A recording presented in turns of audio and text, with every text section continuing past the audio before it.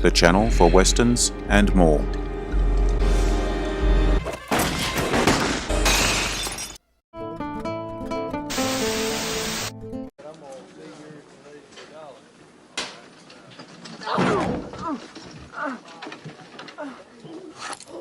Now, besides the whiskey, I think we'll require a little respect. Now, I'm Captain Augustus McCrae. This is Captain Woodrow F. Call. Now, if you... Movie roles: John Wayne, declined. John Wayne appeared in over 160 films in a career that spanned the years 1928 to 1976, many of which were westerns. Some of his roles we love, some not so much, depending on your taste in his films. Like many in-demand actors, he was offered roles that he didn't take up. We are left to wonder how he would have done in those roles now. For me, it is difficult to see him in those roles once another has occupied that role and made it their own. Let me know what you think in the comments. If you enjoyed this video, hit the notification button to get my new videos. If you want to check out my many other videos, head over to my channel. The link is in the description.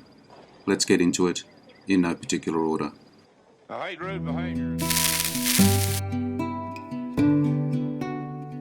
Dr. Strangelove, 1964.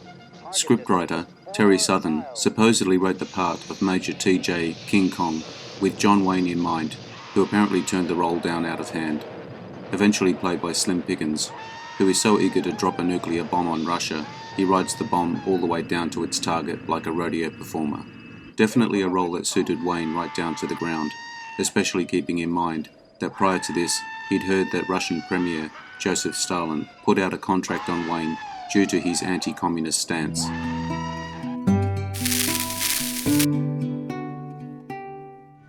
Heaven's Gate, 1980. Originally titled The Johnson County War, a real-life event that was mentioned in Chisholm.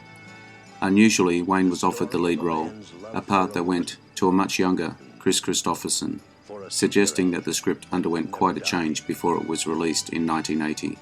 The film famously sank United Artists Studio. Maybe Wayne knew something no one else did at the time. I would have liked to see what the film would have looked like with him in it.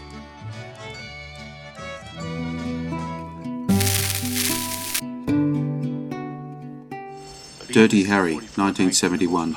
Originally offered to Frank Sinatra, who probably passed on it as he'd already played a tough cop in The Detective back in 1968.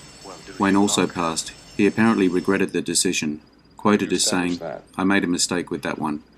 Honestly, in their respective careers, both Sinatra and John Wayne were just too old to be playing credible rogue detectives. Wayne would have been 64 years of age if he took on the role of Harry Callahan in 1971. Just see his uncomfortable performance a couple of years later in the title role of McHugh. Clint Eastwood made a much more convincing cop than either Wayne or Sinatra, who played Callahan 4 more times as the cop who shoots first and doesn't bother asking questions afterwards.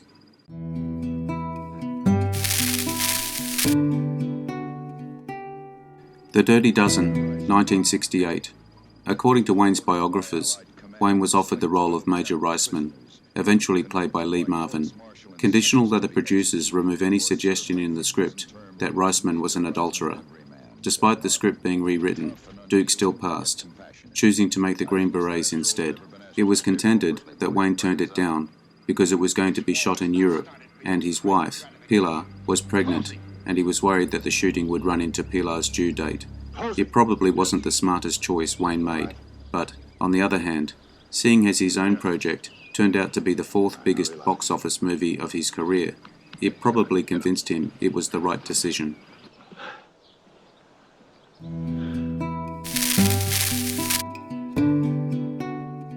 High Noon, 1952. Wayne said that High Noon is the most un-American thing I've ever seen in my life. Wayne passed on what turned out to be, depending upon your political leanings, one of the best westerns to ever come out of Hollywood, or agreeing with director Howard Hawks that it was ridiculous. Either way, it didn't really matter because both Wayne and Hawks eventually produced their own answer to High Noon, a film written by a previous member of the Communist Party, Carl Foreman, and who made what turned out to be one of the best westerns ever, Rio Bravo.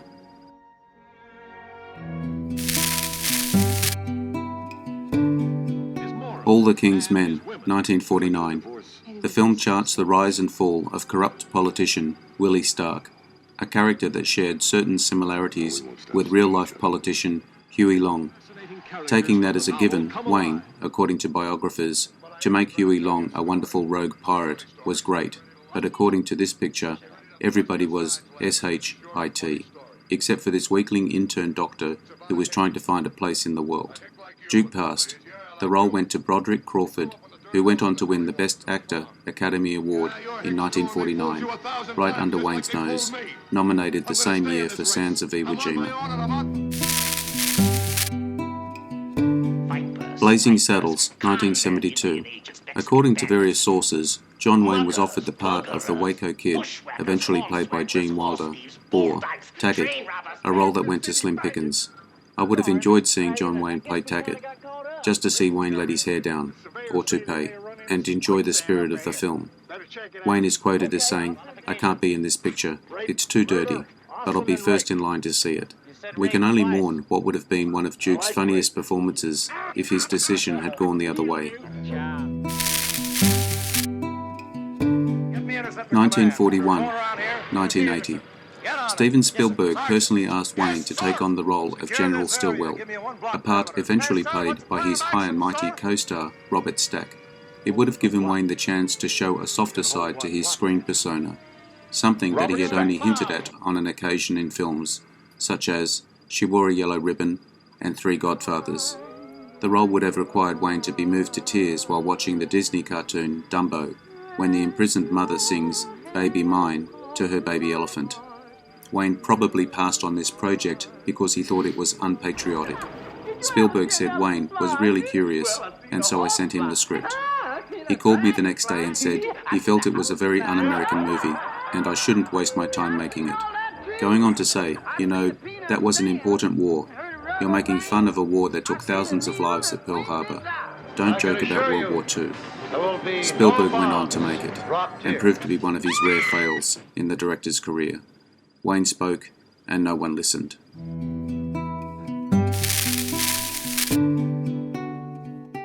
Lonesome Dove, 1989. John Wayne leading a trio of wizened cowboys consisting of him, James Stewart and Henry Fonda, on a cattle drive every bit as action-packed and adventurous as Red River, with Wayne as Woodrow Call, Stewart as Gus McCrae, and Fonda presumably playing the ill-fated Jake Spoon. Sounds like a winner to me, but Wayne passed on it. Wayne was supposedly advised by John Ford not to take part in the project, which is just about the worst piece of advice anyone ever gave Wayne.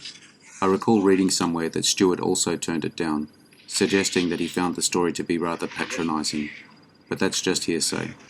Reworked into a Pulitzer Prize-winning novel, Lonesome Dove, which then served as the source for the acclaimed TV miniseries with Tommy Lee Jones as Call, Robert Duvall as Gus, and Robert Ulrich as Jake. A missed opportunity to bring together three of the most revered Western actors of all time.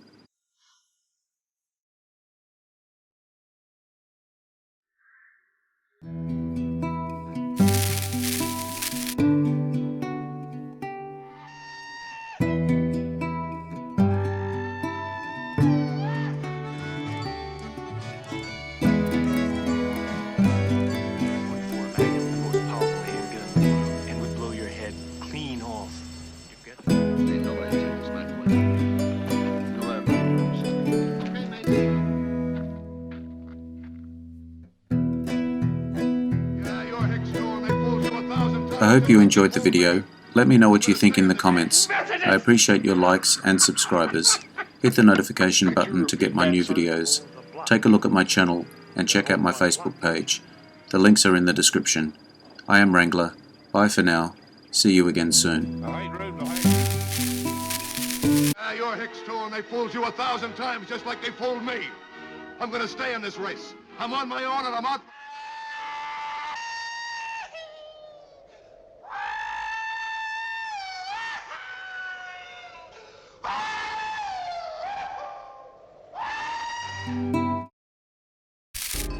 The channel for westerns and more.